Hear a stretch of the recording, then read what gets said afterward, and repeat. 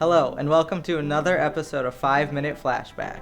I'm Ty, and I'm super proud to be sharing this topic with you. This episode is all about LGBT pride celebrations that we know today and how they have changed over the decade. When people refer to pride parades in the modern day, most people think of huge festivals full of vibrant colors and people proudly sharing their identities, flags, and cultures. The first pride, however, looked nothing like what you think of today. There were more likely fists flying than flags. In the 1960s, the solicitation of homosexuality was illegal in New York City, and police regularly raided gay clubs for serving alcohol to known gay people under the belief that homosexual simply gathering was disorderly. Wild, right? They hadn't seen disorderly yet. So on June 28, 1969, when police raided a gay club called the Stonewall Inn, this wasn't unusual. What was unusual about this particular raid was the riots that it sparked. Several days of protests and violent interactions with the police followed, inspiring a movement that spread through the community. A year later, on the first anniversary of the Stonewall Inn raids, activists lined a New York City street to march. Supporters in the crowd joined them in their march that eventually stretched 15 city blocks and included thousands of people. The only reason I'd be happy about a traffic jam. The movement that was sparked that night at Stonewall eventually sparked celebration across the nation in cities like Los Angeles, San Francisco, Boston, and Chicago, and even led to gay rights movements around the globe in countries such as Germany, Canada, Britain, France, Australia, and New Zealand. It's also important to note that the history of Pride did not begin with white gay men, as many media outlets and other sources might have you believe. Though popular media has tried to tell the story of Stonewall and gay liberation, they have only whitewashed it and omit some of the most important names in the movement, like Marsha P. Johnson, Sylvia Rivera, and Stormy DeLavier. Marsha P. Johnson, a trans woman of color, has been credited with throwing the first brick at the Stonewall Riots.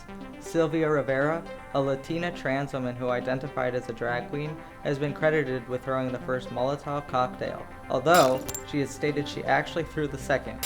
Stormy DeLavier, a biracial butch lesbian, never came forward about it, but she was believed to have thrown the first punch. Although there is much debate between eyewitnesses on what exactly occurred on the first night of the Stonewall Riots, it is undeniable that these three women were stable parts of the riots and a catalyst for activism for the entirety of their lives. It's because of them that we have the rights we have today. This movement was sparked by trans women of color and people that were othered in society. The Stonewall Inn was the one gay bar in the neighborhood that welcomed the drag queens who were shunned elsewhere. It was often a nightly home for young queer runaways without homes, and it was one of the only gay bars left that allowed dancing. Pride parades used to look like small social gatherings. Some marchers like Marsha P. Johnson walked holding signs inspiring others. But marching wasn't the hardest part for most people. Cars would drive by those in the parade, taunting and yelling at the marchers.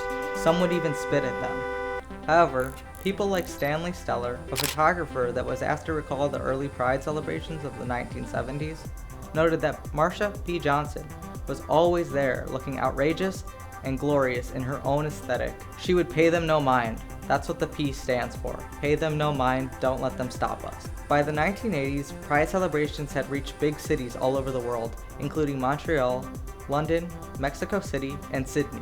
In 1999, President Bill Clinton issued a proclamation that every June would be Gay and Lesbian Pride Month in the US. Then, in 2008, President Barack Obama expanded upon President Clinton's proclamation, making June Lesbian, Gay, Bisexual, and Transgender Pride Month.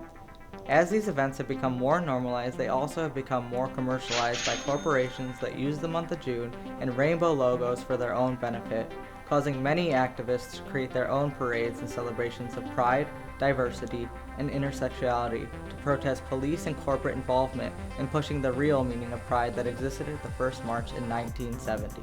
As you can see, queer communities all over still have to fight every day for rights, and many countries still don't have the ability to march with pride the way we do in the US. So although these parades are full of bright colors and lively personalities, it's important to remember the community outside of these parties and celebrations, even after June ends. For more content like this, make sure to like us on Facebook, subscribe to our YouTube channel, follow us on Twitter, and give us a little love on Instagram, all at ZTV 5 Minute Flashback. Now go on and be you and be proud.